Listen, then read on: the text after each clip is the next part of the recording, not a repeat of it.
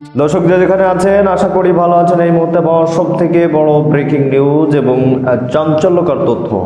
নির্বাচনের আগে থেকেই শোনা যাচ্ছিল যে বিএনপির জয়লাভ মানে আওয়ামী লীগের জয়লাভ।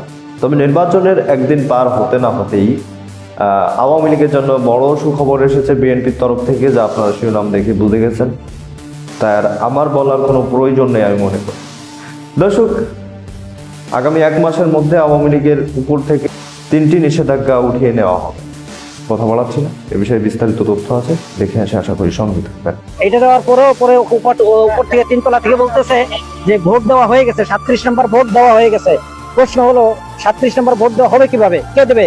আর সেটা তো অবশ্যই তদন্ত হওয়ার দরকার। দেওয়াই হবে না কেন?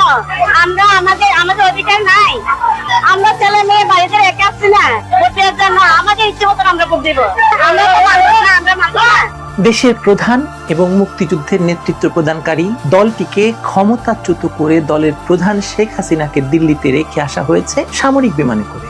অবৈধ ক্ষমতা দখলকারী ইউনূস সরকার একটি সাজানো নির্বাচন করতে গিয়ে এখন লেজে গোবরে অবস্থায় পড়েছে। দেশের দ্বিতীয় প্রধান রাজনৈতিক দল বিএনপিকে বাধ্য হয়ে ইউনূসের সকল অনৈতিক কাজে সমর্থন দিতে হয়েছে টিকে থাকার স্বার্থে।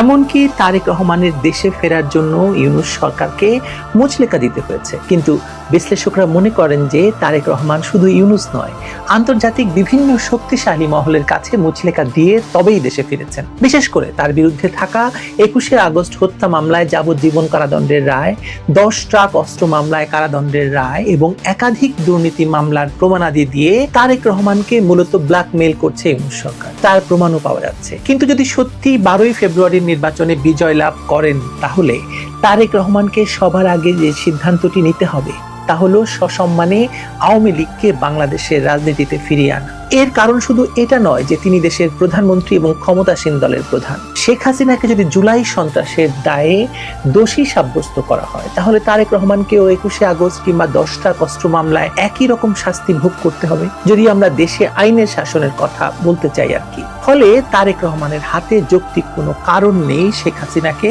বা আওয়ামী লীগকে দেশে ফিরিয়ে এনে রাজনীতি করতে না দেওয়ার। যতই তিনি নির্বাচনের আগে বলুন না কেন যে জনগণ চাইলে শেখ হাসিনার সন্তানরা রাজনীতি করতে পারবে, শুধু সন্তানরা নয়, শেখ হাসিনাও দেশে রাজনীতি করতে পারবেন।